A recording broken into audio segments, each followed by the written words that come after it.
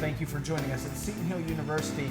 We are interviewing authors here today, and Heidi, joining us right now is Shelley Bates. And Shelley, I understand, has a number of personalities. Yes. She has lots and lots of names that she writes under, and we have Shannon Hollis, we have Adina Senft, we have Shelley Adina, and then she has written actually under her own name, Shelley Bates. Imagine. I know, but actually she has an interesting stories as to why she has some of those names. Would you like to tell us a little bit about that?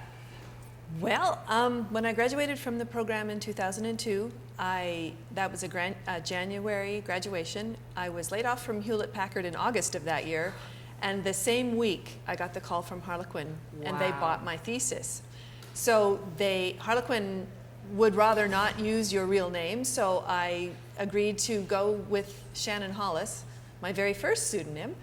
The street I grew up on was Hollis Road, and I always liked Shannon. The question is what they always say, to use the street that you grew up on. Yeah, so I did. So I did 7 romances with Harlequin, and then I changed markets. And so Shannon wrote very sexy books with red covers, which would not fly in the new market, which was inspirationals. So I had to take a different name. I took my married name back, which was Shelley Bates. I did 4 novels as Shelley Bates, and then I moved into young adult and became Shelley Adina, so that the teenagers would not get my women's fiction novels mixed up and pick a Shelley Bates novel off the shelf thinking that it was young adult fiction. So several novels went by under that name, and then I moved into the Amish romance market, and my maiden name is Senft, which is German, and of course the Amish culture is German, and marketing said, oh, Bonanza, let's go with that one. And I thought, oh brother, here I went and married a guy with a nice simple name, trying to get rid of Senft. I will remember that now. It has the Z sound to it. S-E-N-F-T means mustard. Does it really? I'm Little Miss Mustard, yes. Oh, cute. And her next nom de plume will be Shelley Mustard. Shelley Mustard? I hope not. That's her children's series. Oh, that would be yet to come out. Good Shelley point. Mustard. Yes. There you go. Although I'm writing an herbal series as Adina Senft, so that'll be the subtext. My name is actually an herb. That's awesome, though. I like that. So let's talk about your most recent work. Is there what's come out most recently? Most recently, I did a steampunk young adult novel as Shelley Adina in February, and then in March, my 3rd Amish quilt novel came out called Attempted Soul under the Adina Senft name. So you can imagine it's been a really busy spring with promotion on both sides under 2 names with 2 sets of blogs and 2 different markets, right? It's exhausting. Blog tours in 2 different markets. There was some pretty long days after those books both came out. I don't think I'm going to do that again. Most readers don't realize how much goes into the marketing aspect after you actually write, and so do not a lot of students whenever they first come in. Yeah, you have to really be organized with your time and very disciplined, because you need to preserve your writing hours. Absolutely. But at the same time, there's 25 blogs that need blog entries for the week of your launch.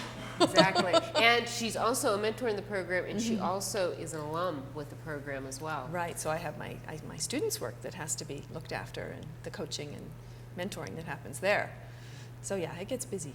It does. It never ends, but you don't want it to. No, I'm doing what I love. Absolutely. Yeah. So let's talk about one of those typical days when you're promoting a new book or a book's getting ready for a launch. Is that a lot of writing? You mentioned blog entries that you have to get out. Where else were you promoting your works? There are lots of, the book bloggers like their interviews, so I can do either a blog entry for them, a guest post, or an interview. And after like 12 or 13 of them, you kind of feel like you're answering the same questions over and over again, but yet if it's a blog tour, there's readers that are going from stop to stop, so you can't do the same content. So that takes a lot of thought and consideration. And then sometimes there's interviews with television and press once in a while, if I get lucky. And the publicist has set it up. This most recent release, the Lifeway book chain was doing a big push in June for authors.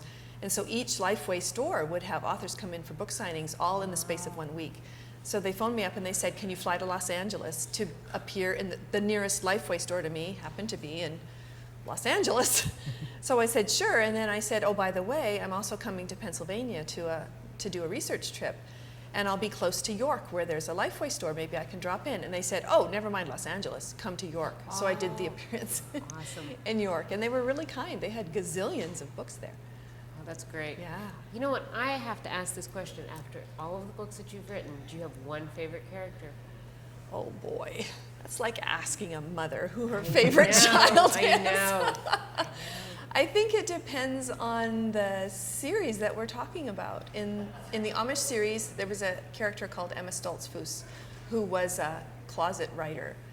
And I grew up in a plain church, and I remember being that girl who was writing at night where nobody could see, knowing that no one would ever hear me. Well, in her case, her novel escaped, and she started getting attention. So I really liked Emma because she was a very blunt, sort of spinster type who didn't ever think she was going to get married, and you know how important marriage and family is in the Amish culture. So she's my favorite because I think I really identified with her. And then on the young adult side, I'm doing a steampunk series featuring Lady Claire Trevelyan, who is a 17-year-old inventor. It's a wonderful series, by the way. Thanks. Yes. And it's really fun because she gets to do all kinds of unconventional things in the steampunk world that a proper Victorian miss would never have been allowed to do.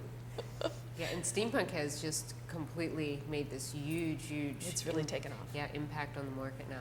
But you know, I've been a fan since the 60s. James West and the Wild Wild West, totally steampunk. Absolutely. We used to play it as kids.